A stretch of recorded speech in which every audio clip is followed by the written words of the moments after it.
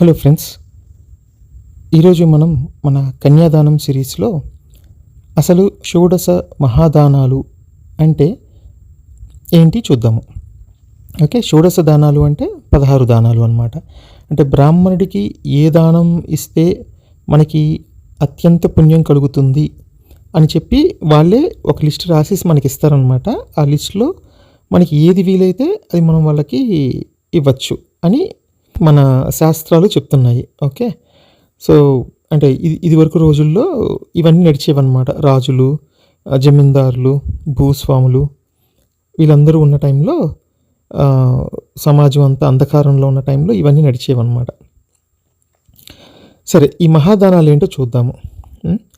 గోదానము మనకి తెలిసిందే, భూదానము తెలిసిందే, తిలాదానము. తిలా అంటే నువ్వులు అనుకుంటాను, please correct me if I'm wrong. ఆ తర్వాత హిరణ్య దానము అంటే జింకని దానం చేయటం. జింకని ఈయన ఏం చేసుకుంటాడు బ్రాహ్మణుడు. ఆ తర్వాత రత్నదానము. ఓకే, విద్యాదానము. బ్రాహ్మణుడికి విద్యాదానం ఏంటి అనేది నాకైతే అర్థం కాలేదు. ఆ తర్వాత కన్యాదానము, దాసీదానము. అంటే ఒక కన్యని వాళ్ళకి ఇచ్చేయచ్చు, లేకపోతే ఒక దాసిని కూడా ఇచ్చేయచ్చు అనమాట. అంటే ఆ రోజుల్లో ప్రతి డబ్బున్న వాళ్ళకి ఇలా దాసీలు, వెట్టి చాకరీ బేసిక్గా. వాళ్ళకి ఇంకా రైట్స్ ఏమి ఉండవు. వీళ్ళు ఏదో తిండి పెడతారు, అది తినేసి ఇంకా వాళ్ళ పంచన ఎప్పుడు ఉండాలి. ఓకే, ఇలాంటి దాసీలను కూడా తీసుకుంటాడంట బ్రాహ్మణుడు. చూడండి ఎంత గొప్పోడో మరి. తర్వాత శయ్యాదానము, ఇదేంటో నాకు తెలియదు, ఎవరికైనా తెలిస్తే చెప్పండి. గృహదానము, అగ్రహార దానము. ఈ అగ్రహార దానం ఏంటి? మేబీ అగ్రహారంలో వాళ్ళకొక ఇల్లేమో, లేకపోతే అగ్రహారం కట్టుకోవడం కోసం వాళ్ళకొక స్థలంలో ఇల్లు కట్టివ్వటము.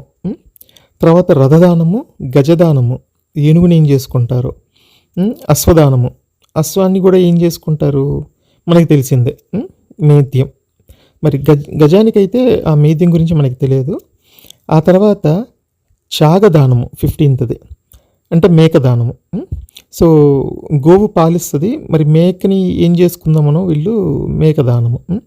ఆ తర్వాత మహిషి దానము. మహిషి అంటే ఎద్దు, రైట్. సో వీటిలో 2 రకాలు మనం గమనించవచ్చు. సో ఫస్ట్ టైప్ ఏమో ఈ హిరణ్య దానము, అంటే జింక దానము, అశ్వదానము, గుర్రం, మేక, ఎద్దు, ఈ దానాలు, ఈ 4టిని వాళ్ళు ఏం చేసుకుంటారో మనకి తెలిసిందే. ఇంకా ఆ రోజు వాళ్ళ ఇంట్లో ఫెస్టివల్ చేసుకుంటారు. తర్వాత ఇక ఆశ్చర్యంగా ఉండే 2 దానాలు అయితే కన్యాదానము, దాసీదానము.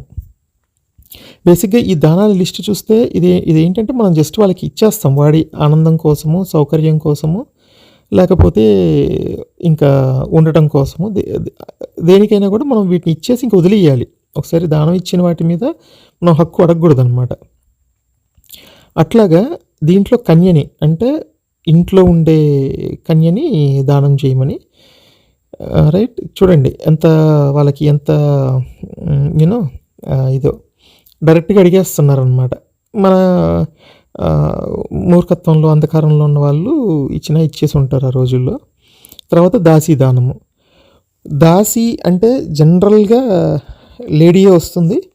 అంటే ఆ రోజుల్లో కొంతమంది ఏమో దాసీలుగా ఇంట్లో పెట్టుకునేవాళ్ళు, మళ్ళీ వాళ్ళు ఈ బ్రాహ్మణుడికి ఆ దాసీని దానంగా ఇచ్చేసేవాళ్ళు. మళ్ళీ ఇంకా బ్రాహ్మణుడు ఏమైనా చేసుకుంటాడు. చూడండి ఎంత అనాగరికంగా ఉన్నాయో అసలు. పొద్దున్న లేస్తే ధర్మం, దైవం, పూజలు అని చెప్పుకుండే వీళ్ళు, అందరినీ ఆశీర్వదించే వీళ్ళకి ఇట్లాంటివి కావాలన్నమాట. ఇన్ఫ్యాక్ట్ ఈ వీడియో చేయడానికి రీజన్, ఇది కన్యాదానం సిరీస్లో ఎందుకు తీసుకొచ్చాను అంటే, ఇప్పుడు మనకి పెళ్ళిలో ఉండే కన్యాదానం ఒరిజినల్గా మన పెళ్ళిలో ఉండదు. మన వేదాల్లో 7 రకాల పెళ్ళిళ్ళు చెప్తారు. ఆ 7 రకాల పెళ్లి విధానాల్లో ఎక్కడ కన్యాదానం ఉండదన్నమాట. సో ఈ కన్యాదానాన్ని కానీ ఈ కన్యాదానం దానాల్లో ఉండేది. ఈ బయట బ్రాహ్మణుడికి ప్రీతిపాత్రమైన దానాల్లో లిస్టులో ఉండేది.